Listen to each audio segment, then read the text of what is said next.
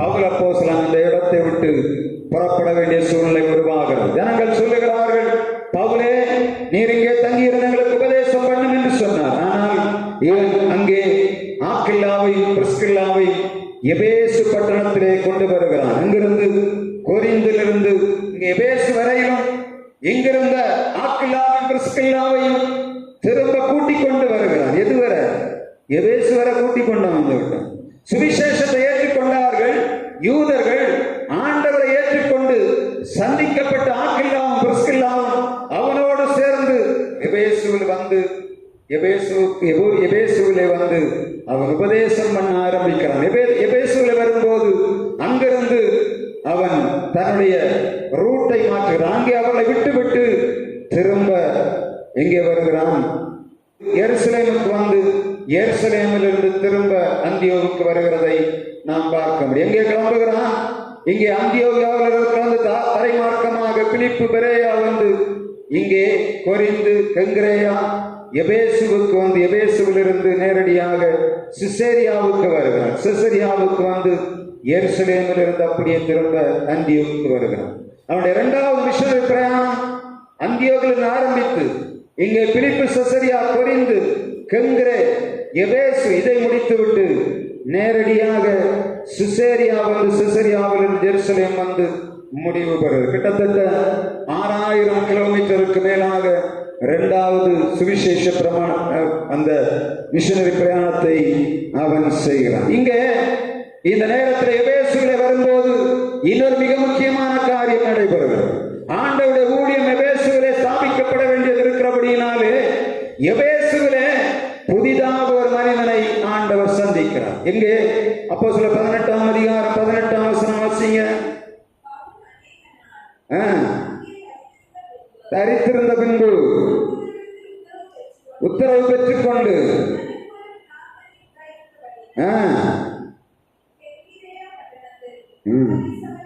தலை சவரம் பண்ணிக்கொண்டு சீரியா தேசத்திற்கு போவதற்கு கப்பல் ஏறினான். கப்பல் ஏறி சிசேரியா வந்து எருசலேம் போய் சிரியாவுக்கு வருகிறான்.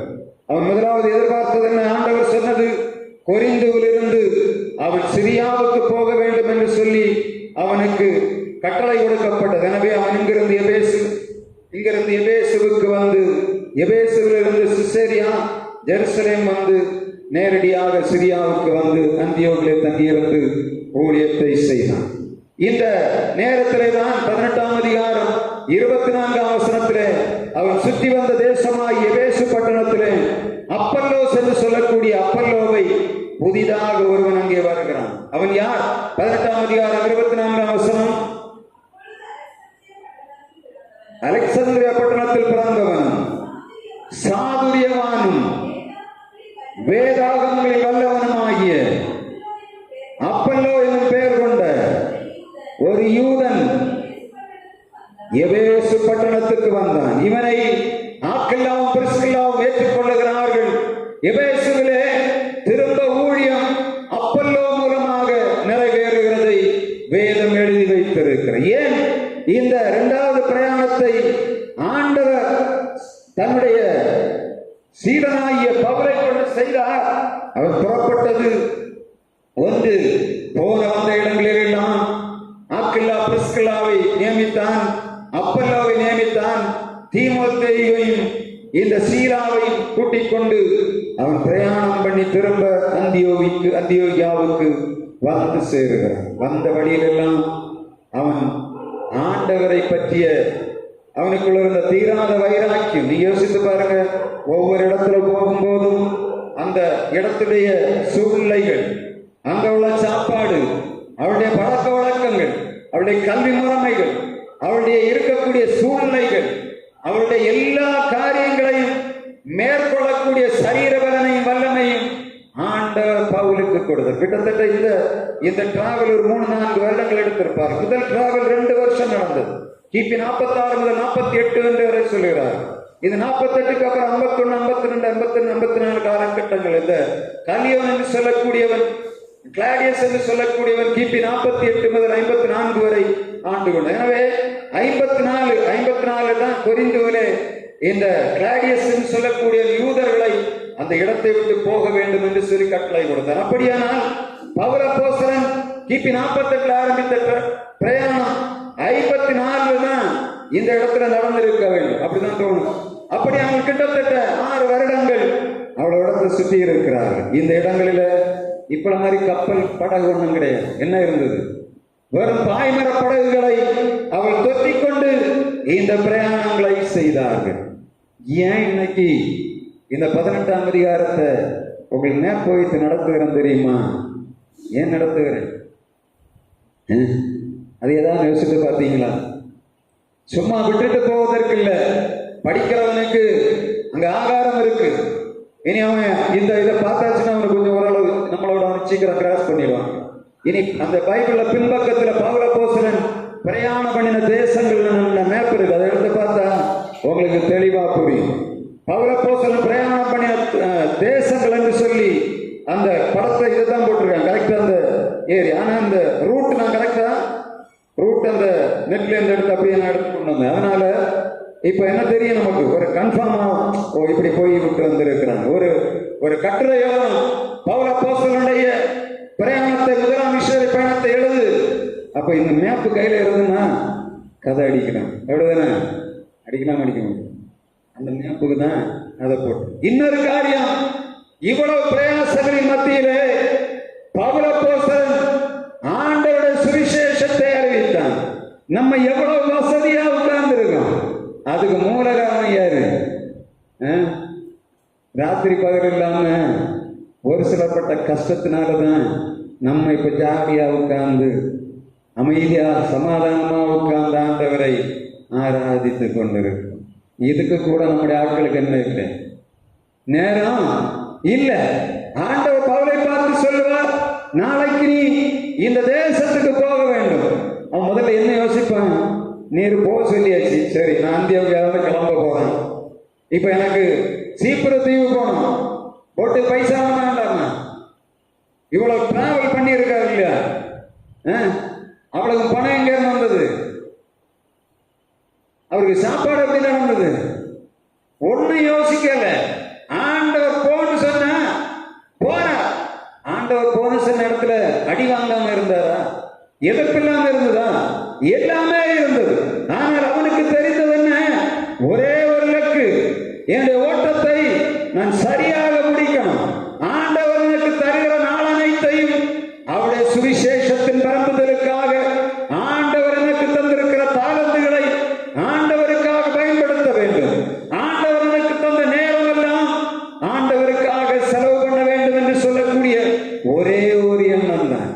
ஒரு இடத்துல துரத்தின ஒண்ணு அவரோட கேட்டிருக்கலாம், ஆண்டவர் என்ன ஆண்டவர் நீரு சொல்லிதான் போறேன், ஆனா ஏன் இவ்வளவு எதிர்ப்பு என்று கேட்டுட்டு ஒரு இடத்துல உட்கார்ந்து இருந்தாங்கன்னா, இன்றைக்கு பவுல் அப்போஸ்தலனால் எழுதப்பட்ட நிரூபங்கள் நமக்கு இல்ல, பவுல் அப்போஸ்தலர் பணிகள் நமக்கு இல்ல. இன்றைக்கு வரலாறுகள் எங்கிருந்து ஆரம்பிக்கப்பட்டதுன்னு சொல்லக்கூடிய ஒரு முகவுரையோ முடிவுரையோ இல்லாமல் போயிருக்கும். திருச்சபையாகிய நாம் அப்போஸ்தலர் நடவடிக்கையை தியானிக்கும் போது இதுவரை தியானித்த மாதிரி தியானிக்கிறதற்காக உங்களுக்கு கொடுக்கப்படவில்லை. எதற்காக? நீங்கள் ஆத்மாதாயம் செய்யணும். ஆண்டவர் ராஜ்யத்துக்கு ஜனங்களை நீங்கள் தேடி கொண்டு வரணும். இவ்வளவு கஷ்டப்பட்ட தண்ணீர் மலை காடுகளை கடந்து ஜனங்களை தேடி போன பவுல் அப்போஸ்தலன், தீமோத்தேயு, பவுல், பர்னபா, பேதுரு, இவர்கள் நமக்கு முன்மாதிரியாக வைக்கப்படுகிறார். திருச்சபையும் ஆண்டவருக்கு பணி செய்ய வேண்டும். அதான் அப்போஸ்தலர் நடவடிக்கையின் மிக முக்கியமான சாராம்சம். இருக்கிற இடங்களில, படிக்கிற இடங்களுக்கு ஆண்டவருக்கு ஊழியம் செய்யும். படிக்கிற இடத்துல மற்றவர்களுக்கு நமக்கு வித்தியாசம் தெரியணும். இல்லாவிட்டா நாம் ஆண்டவருடைய பிள்ளைகள் சொல்றது பிரயோஜனமும் இல்லை. வேலை செய்கிற இடங்களில நாம் கிறிஸ்தவர்கள் சொல்வதற்கு அங்கே காரணம் இருக்கணும். ஏன்? ஒவ்வொரு ஜனங்களும் நம்மை பார்த்து கொண்டிருக்கிறார். நம்முடைய நடைமுறை வழக்கங்களை பார்த்து கொண்டிருக்கிறார். நம்முடைய பேச்சுகளை காட்டிலும் நம்முடைய செயல்களை ஜனங்கள் மிக அதிகமாக பார்த்து கொண்டிருக்கிறார்கள். இந்த நேரத்தில் சுவிசேஷம் அறிவிக்கப்பட வேண்டிய கடமை உங்கள் மேலும் என் மேலும் தரப்பட்டிருக்கு. யாரெல்லாம் மனம் திரும்ப வேண்டும்? ஞானிகள் மனம் திரும்ப வேண்டும். பொல்லாத மனிதர்களை வணங்குகிற ஜனங்கள் மனம் திரும்ப வேண்டும். அதை போல பெரிய பரிசுத்தவான்கள் என்று சொல்லக்கூடிய தேவ ஊழியர்கள் மனம் திரும்ப வேண்டும். அவைகளை செய்யும்படியாகத்தான் ஆண்டவர் இந்த நாட்களை முன்குறித்திருக்கிறார். நாம் எவைகளிலே கட்டப்பட்டு கிடக்கிறோமோ அவைகளிலிருந்து விடுதலையாக வேண்டும். கர்த்தருக்கு என்று பணி செய்ய வேண்டும். நம்முடைய இந்த சபை நாளுக்கு முன்பாக 4 பேரையாவது கொண்டு வர ஆண்டவர் என்று ஜெபிக்கிறவர் எத்தனை பேர்? ஜெபிங்க. ஆண்டவர் கணக்குல நீங்க ஒன்றும் பேசாம தான் ஜெபித்தாலே ஆண்டவர் ஆத்துமாக்களை கொண்டு வரும். கண்டிப்பா ஒரு மனஸ்தாபத்தோடு இந்த ஆள் கத்திட்டே கிடக்கிறாரு, எனக்காகவாவது ஒரு ஜெபத்தை பண்ணுங்க ஆண்டவரே, ஒரு 4 பேரையாவது எங்களுக்கு தாரு ஆண்டவரே. இந்த அப்போஸ்தலர் நடவடிக்கைகள் எதற்காக எடுக்கப்பட்டு கொண்டிருக்கிறதோ அந்த நோக்கம் நிறைவேறும்படியாக 4 பேரையாவது எங்களுக்கு தாரும் ஆண்டவரே என்று நாம் ஜெபிக்க வேண்டிய கட்டாயத்துக்குள் இருக்கிறோம். எனவே பவுல் அப்போஸ்தலர் 2வது மிஷனரி பிரயாணம் மிகவும் சக்சஸாக வெற்றிகரமாக முடிய காரணம் என்ன? அவர் மேல் வைக்கப்பட்ட தரிசனம் மாறாததாயிருந்தது. உங்கள் மேலும் ஒரு தரிசனம் வைக்கப்பட்டிருக்கு. என்ன தரிசனம்? ஆண்டவருடைய ஊழியத்தை செய்யும்படியாக ராஜரீக ஆசாரிய கூட்டமாக தெரிந்து கொள்ளப்பட்ட நாம் இந்த வருடத்தின் ஆரம்பத்திலே கொடுக்கப்பட்ட வாக்குத்தத்தமான நீ உன்னை ஆயத்தப்படுத்து, உன்னை சேர்ந்தவர்களை ஆயத்தப்படுத்து, நீ அவர்களுக்கு காவலாளனாயிரு என்று சொல்லக்கூடிய வார்த்தையை இந்த நாளில் நான் உங்களுக்கு முன்பாக நினைவுபடுத்தும்படியாக விரும்புகிறேன். 7 மாதங்களை கடந்து வந்து விட்டோம். எத்தனை பேரை நாம் எவ்வளவு ஆயத்தமாகி இருக்கிறோம்? எத்தனை பேரை ஆயத்தப்படுத்தி இருக்கிறோம்? கர்த்தருடைய ராஜ்யத்திலே கொண்டு வந்து எத்தனை பேருக்கு நாம் காவலாளனாய் மாறி இருக்கிறோம்? நாம் சிந்திப்போம், செயல்படுவோம். ஆண்டவர் தொடர்ந்து நம்மோடு இடைவிடுவாராக. நாம் நம்முடைய பாடல் புஸ்தகத்திலே 250வது பாடல், விசுவாச கீதங்களிலே 250வது பாடலை பாடும்போது ஆண்டவருக்கு என்று காணிக்கை செலுத்தணும். விசுவாச கீதங்களிலே 205 கிறிஸ்தவன் அடைக்கலத்தில் சிலுவையின் மாநிலத்தில் கண்மலை வடிப்பதனில் புகலிடம் கண்டுகொண்டேன். கிறிஸ்துவின் அடைக்கலத்தில்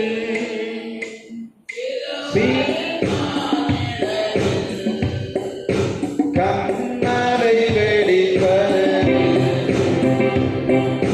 புகலிடம் கண்டு கொண்டு கண்மலை வெடிப்பதனில் புகலிடம் கண்டு கொண்டோ கர்த்திக்கும் சிங்கங்களும் ஓராயின் கூட்டங்களும் கர்த்திக்கும் சிங்கங்களும் ஓராயின் கூட்டங்களும்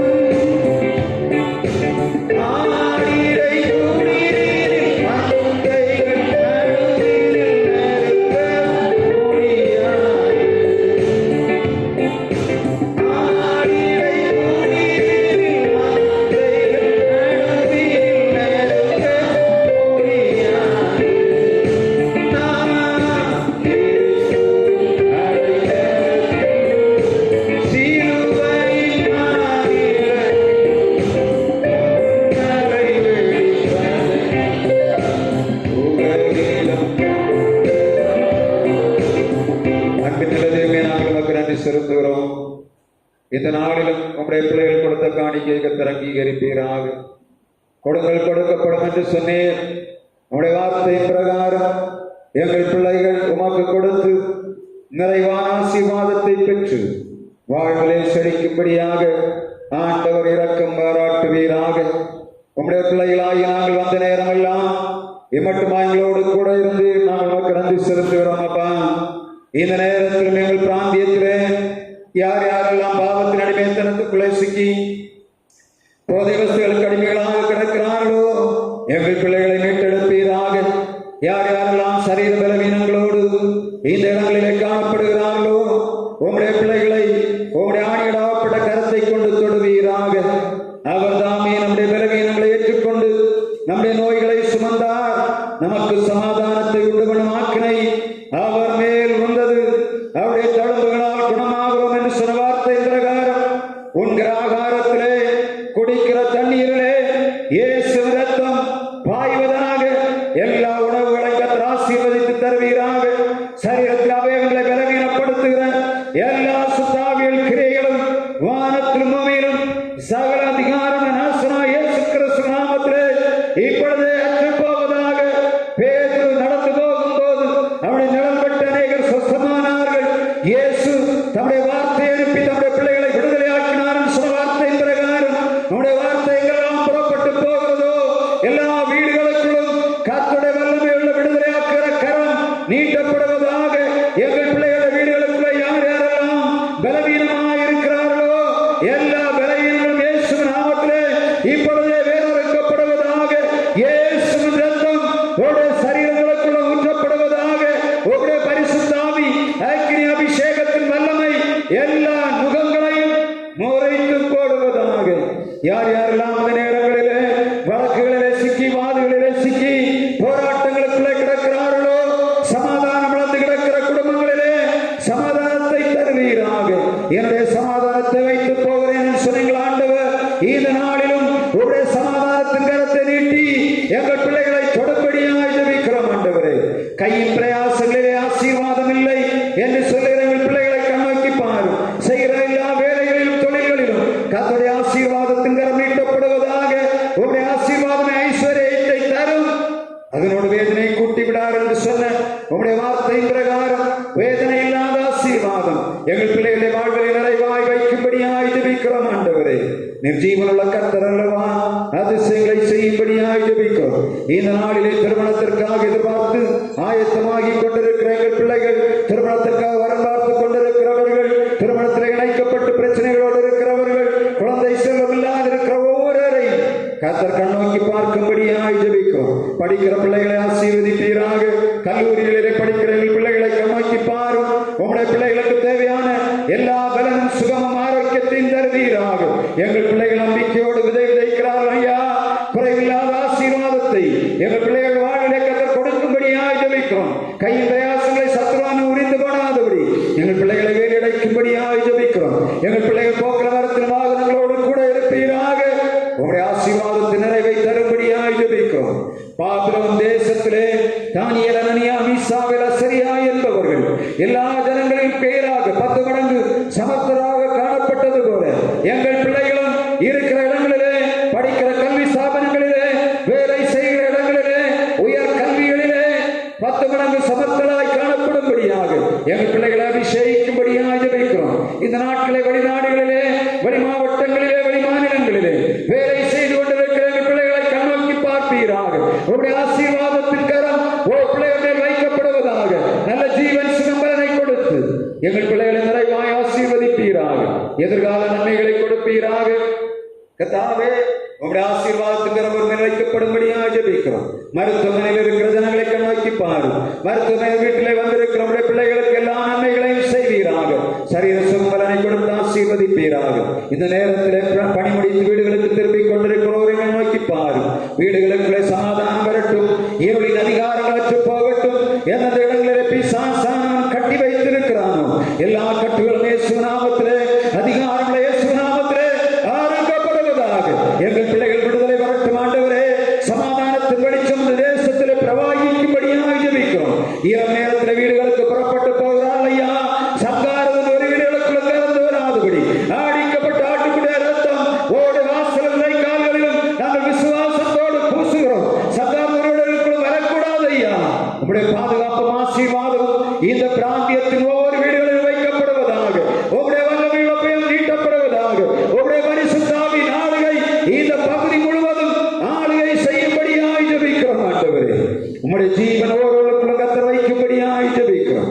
உங்களுடைய திருக்கரத்திலே பிள்ளைகளை தாழ்த்தி சமர்ப்பிக்கிறோம். இரவிலே எங்கள் பிள்ளைகளுடைய கூடாரங்களுக்குள்ளே ரட்சிப்பின் கம்பீர சத்தம் உருவாகட்டும். இஸ்ரவேல் கர்த்தாவே, நீதிமான்களின் கூடாரங்களில் ரட்சிப்பின் கம்பீர சத்தம் உண்டு என்று சொன்னீர். நீதிமான்கள் தங்கள் படுக்கையிலே கம்பீரிப்பார்கள் என்று சொன்னீர் அல்லவா. எங்கள் பிள்ளைகளுடைய சரீரத்திலே தேவையான சுகபலன் ஆரோக்கியத்தை கொடுப்பீராக. நீடூழி வாழட்டும், நிறைவாக வாழட்டும் ஆண்டவரே. சமாதானமாக வாழட்டும். நல்ல ஆரோக்கியத்தை கொடுத்து எங்கள் பிள்ளைகள் காலையிலே சந்தோஷத்தோடு எழுதும்படியாய் கிருபைதார். இந்த வாரத்தில் நடைபெற எல்லா கூட்டங்களையும் கர்த்தர் ஆசீர்வதியும். தெய்வமே, எங்கள் அருணோதய ஆராதனையிலே அநேகர் கலந்து கொள்ளும்படியாய் கிருபைதார். தெய்வமே, இந்த வாக்குத்தத்த ஆராதனையில் எங்கள் பிள்ளைகளை கதாவை ஆசீர்வாதத்தை பெறும்படியாய் கிருபை தாரும். எங்களுடைய கதாவை கன்வென்ஷன், எங்களுடைய சபை நாள் விழாவை கர்த்தர் ஆசீர்வதிப்பீராக. 6, 7, 8 ஆகஸ்ட் நாட்களில் நடக்கிற கன்வென்ஷன் கூட்டத்தையும் 9ஆம் தேதி நடைபெற எங்கள் சபை நாள் விழாவையும் கர்த்தர் ஆசீர்வதிப்பீராக. கதாவை கொடுக்கிற ஜனங்களை எழுப்பித்தாரும், ஜெபிக்கிற ஜனங்களை எழுப்பி தருவீராக, உழைக்கிற ஜனங்களை எழுப்பித்தாரும், குறைவில்லாத ஆசீர்வாதம் தருவீராக. கதாவிதலை செய்தி கொடுக்க அவர்களுடைய பிள்ளை பயன்படுத்துவீராக. எங்கள் தேசம் நம்முடைய வெளிச்சத்தை காணட்டும் ஆண்டவரே. எங்கள் திருச்சபையில திரளான ஆத்மாக்களை தருவீராக. கதாவின் திருச்சபையை விட்டு போனவர்கள் திரும்ப வரும்படியாக கர்த்தர் இரக்கம் பாராட்டும். மனிதர்களை பார்த்தல்ல ஆண்டவரே, உம்மை பார்த்து உங்களுடைய ஆலயத்தை கட்டி வைத்திருக்கிற எங்கள் பிள்ளைகள் கொடுத்த பிரயாசத்தின் பெற்றுக் கொள்ளும்படியாக இந்த இடங்களிலே வந்து நிறைவான ஆசீர்வாதத்தை பெற்று போகும்படியாக கிருபைதார். கர்த்தாவே, நம்மை கொடுத்திருக்கிற பத்திரிகையை வாங்கி இருக்கிற எல்லாரையும் கர்த்தர் நினைவுபடுத்துகிறோம் ஆண்டவரே. கர்த்தாவே, அந்த நாட்களில் வந்து சமாதானம் சந்தோஷ நிறைவாய் பெற்று அனுபவிக்கும்படியாக கிருபைதார். கர்த்தாவே, திருவிழா நாட்களை எங்கள் குடும்பத்தினெல்லாம் கர்த்தர் வந்து கலந்து கொண்ட நிறைவான தேவாசீர்வாதம் பெறும்படியாய் கிருபைதார். ஒருவருக்கும் சரீர சுகபலன் வராதபடி, சுகமீனம் வராதபடி எல்லாருக்கும் சுகபலனை கர்த்தர் பாதுகாக்கும்படியாய் ஜெபிக்கிறோம். அப்படியே திருக்கரத்திலே தாழ்த்துகிறோம். இறைமைந்தன் இயேசு கிறிஸ்து நாமத்தில் ஜெபிக்கிறோம் எங்கள் ஜீவனுள்ள நல்ல பிதாவே, ஆமென். ஓ தேவனுக்கு மகிமை, தூக்கி எடுத்தார் என்னை, தூக்கி எடுத்தார் இயேசு. தம் கரத்தை நீட்டி ரட்சித்தாரே. ஓ தேவனுக்கு மகிமை, இயேசுவை நேசிக்கிறேன், மேன்மேலும் நேசிக்கிறேன். அக்கரையில் நான் இன்று அவரை என்றென்றும் வாழ்த்துவேன். அக்கரையில் நான் இன்று அவரை என்றென்றும் வாழ்த்துவேன். ஆசீர்வாதம். நம்முடைய பிதாவாகிய கடவுளுடைய அன்பும் குமாரனாகிய இயேசு கிறிஸ்துவின் கிருபையும் தூய ஆவியானவரின் இணையில்லா